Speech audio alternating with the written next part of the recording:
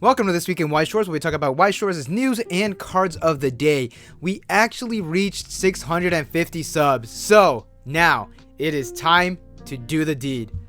This is coming off. We have a good amount of news and cards to get through, so let's do some housekeeping stuff first. Tabletop Simulator Sundays have been going super well, and actually that's going to be a mainstay of the channel.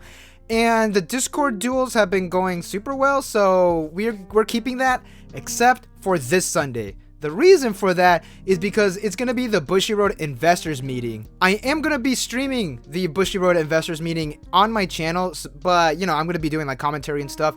You're more than welcome to join in the stream. If you don't want to, there's no problem there. You don't need to. It is going to be Monday Japan time, so it's going to be Sunday night for us in the Pacific coast of the United States. I believe it's going to be at 10 p.m. It's very late, and I do not have work in the next morning, so that's going to be great. So the investors meeting is actually going to be split up in two different streams. The first stream is going to be Weiss Schwarz and Rebirth for You, while the second one is going to contain nothing but Vanguard stuff. Rest in peace, Buddy Fight. So I'm going to assume that they're going to be doing all the Rebirth for You stuff first in the live stream, so when that does happen, we could roast the shit out of it. And then usually the Weiss Schwarz one is nearly always at the end of the presentations, even when they combined all the games together. Like, I believe it was the summer one, it was all the games. Weiss Schwarz was at the very end. I will be working on a recap video for everything that happened on the stream, and that will be uploaded on Wednesday, just like I always do. It's been a tradition on this channel. And with that, let's get on with the news. The Bushiroad Investors Meeting is... Wait, I already talked about that. Stock Swap Games made a video about this, and I do suggest that you go ahead and watch it, but the trial decks and Fate Grand Order are going to contain a special trial deck PR for the first print of the trial decks. That is interesting because in this way, they are able to give us all of the cards that JP has. If you don't know, Bushiroad has kind of a bad track record of not giving us certain PR cards in the game. Nisekoi is a sad but great example for this. How I think it's gonna go is that you get 50 cards plus the PR card. For example, Quintessential Quintuplets, the first pressing of the trial decks, did the exact same thing. You get 50 cards plus a special PR card. You're only getting one. So if this card is good, you're gonna have to be buying 4 trial decks. Again, watch Stock Swap Games video. It's pretty damn good, and go sub to his channel as well. On January 29th, there's going to be a radio show where the theme is Quintessential Quintuplets, the second season. That is right. You are seeing the Weiss Schwarz logo at the bottom. Now, that's suspicious as fuck. We're going to have to wait and see what happens on Monday, because we might actually be getting the second season of Quints and Weiss. Like, Monday cannot come quick enough. Japan Monday. Our Sunday. In this video over here, I talked about how the anime set of Magia Record is not getting any signed cards. They are going to be foiled stamped. If you do not know, go ahead and watch the video for more info. At the time when I recorded that video, we did not know if the game set was going to continue having signed cards or if they're going to be changed to hot stamps as well. English Weiss updated the product info, and lo and behold, we are getting the signed cards in the app set. I legit do not understand why the app is getting signed cards, but not the anime set. Probably because the game is dead or something. I don't know. Like, poor English Bushiroad. They just want to give us good products, but they just can't because of international copyright holders. Don't feel too bad. They're a multinational corporation, though. They're doing just fine. Bushiroad Springfest 2021 Shop League is actually announced. Wait, what? So I guess we just completely forgot that there's a global pandemic happening. So, alright. This year's Springfest is going to contain something new called the Shop League, Vanguard Zero Spring Circuit, and the BCF Online 2021. So, what is the Shop League? Because this is new. This is straight from Bushiroad. In order to adhere to strict social distancing measures during the COVID-19 pandemic, Bushiroad Shop League will be a new Bushiroad sanctioned tournament series. Bushiroad Shop League is a special shop level tournament circuit where players can participate to win exclusive PR items and rank up points on a leaderboard. This is a special tournament event that may be run alongside monthly tournaments for 2 seasons in the duration of March through June. Please check with your local shop for more info. The overall tournament structure is that there will be only one level of tournament, and that is the shop level. The Shop League will run an individual tournament format for all games, and the circuit will run in 2 seasons. March and April for Season 1, and Season 2 will be May and June. If this sounds familiar, it's kind of like what they did in Japan. This was a long time ago, so if you don't remember, which we've actually almost been a year, like, with the pandemic, so yay. From the looks of things, there will be no large tournaments, but they are going to be small shop run tournaments, but they are kind of being run like large size events. Here are the point breakdowns, and here is the fun part. Here are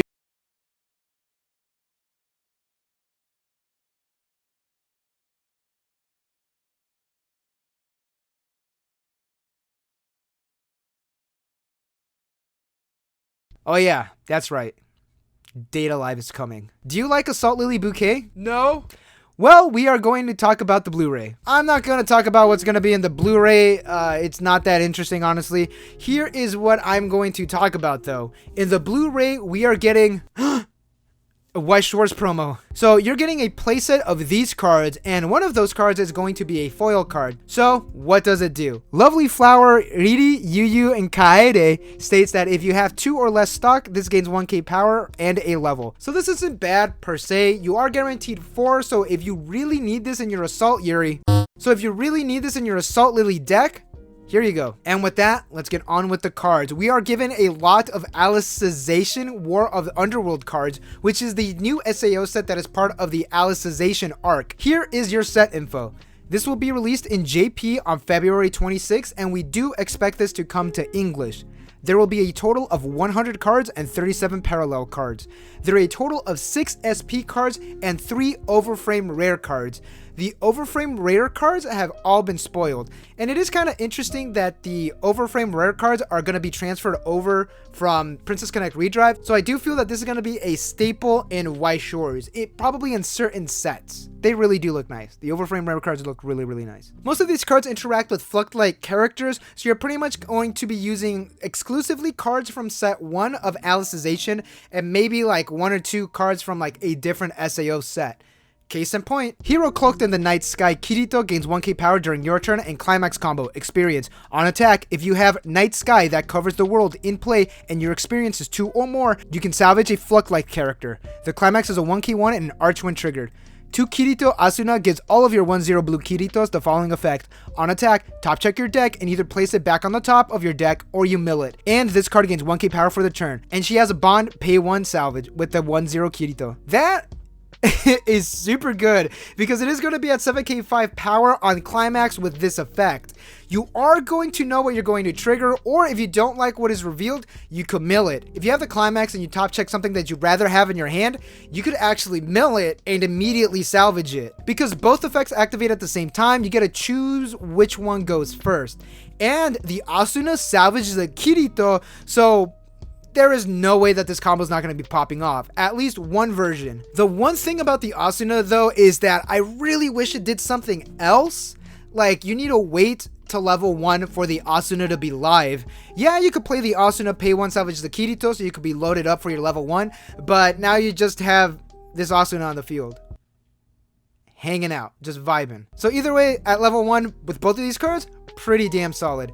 In set 1, the only level 1 for Kirito is this one that states on reverse, you can bottom deck a level 0 or lower character. I welcome the plussing Kirito with open arms. Also, here's the overframe rare.